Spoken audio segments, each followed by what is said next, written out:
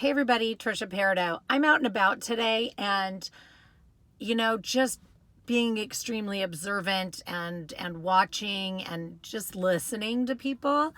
And I'm going to be pretty blunt. We all have the opportunity to choose our actions.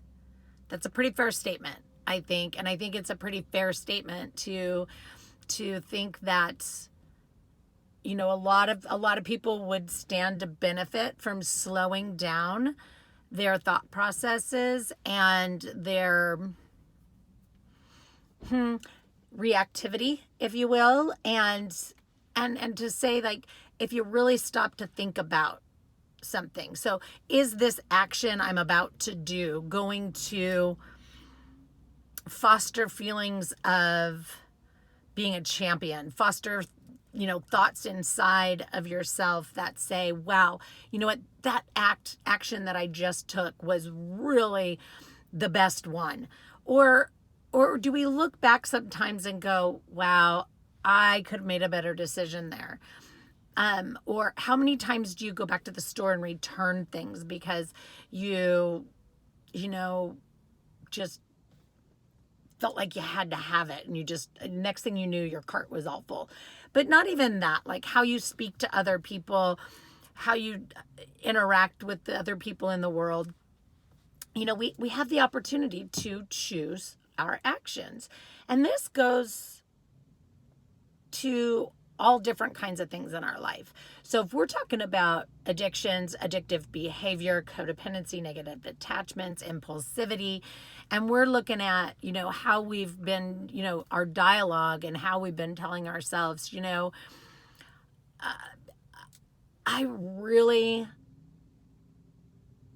need to have that brownie right there because I just feel like I need to be soothed. And if we don't stop and ask ourselves, how is that brownie going to soothe us for more than the 2 seconds it's sitting on our tongue? And say, well, okay, how about I just want the brownie because I want the brownie, and I'm only going to have one, and I'm not going to have any expectations for this brownie. The same can be said about other things. I know because I've lived it. I wrote about it in the blog a little bit. When we experience traumatic events, when we've survived an assault, when we've had to face abuse, sometimes, and oddly enough, our knee jerk is, hey, let me cover this up, let me numb it out. And really in doing that, we're just causing ourselves more harm. Because there's nothing that a handle of vodka is going to cure. There's nothing that a cart full of, $1,500 shoes is going to cure. There's nothing that, a pill is going to, make better when we're talking about traumatic events or being teased, in school, so on and so forth, right? What helps that get better is talking. What helps that get better is restructuring your perception of the event. What helps that get better is looking at your interpretation of the event, because when you can interpret it differently, then you have different feelings that are the outcome, and things get better. So because when we have a traumatic event, say an assault, that's the action of another, and now we're taking it on instead of going, wow, I lived through that. Now, yes, don't get me wrong, I'm not shortchanging it. There's definitely a lot of work that happens in the middle there.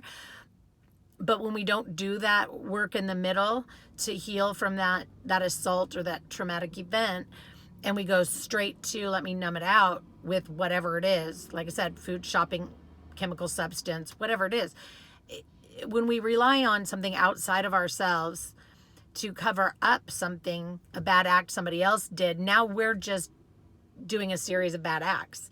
And so now we're carrying around their bad act and our bad act, instead of going, you know what, I'm going to just go to treatment. I'm going to go to therapy. I'm going to do whatever it is I have to do so that I can see myself as a survivor, as a victor, as a champion, as somebody who didn't allow the bad act of another to create turmoil, guilt, shame, remorse in my own life. So when we can get to that place, then things get a lot better. So it's not an easy road. I'm not trying to make light of anything, bad that have happened in other people's life. I know, I get it. It's a tough one. But I tried doing my own bad acts to cover up the bad acts of others for many, many years. And, I'm here to tell you that looking at things this way is much better once you get there. So it's a lot of work. It's not an easy road, but we can do it. So just think about that. Just think about what I said. You choose your actions. Let's have a conversation. Go over to the blog, read it. It's super short this week, very to the point. It's meant really to be thought-provoking because I do want to have conversation. I want you to send me, well, hey, what about this situation? What about that situation? And this is how I responded or reacted to this. And I'd like to know how to, how I could have restructured that. And I want to get into some back and forth conversations. So shoot me a text, send me an email, send me a message on the website where the blog is, and or whatever makes you the most comfortable. There's always social media.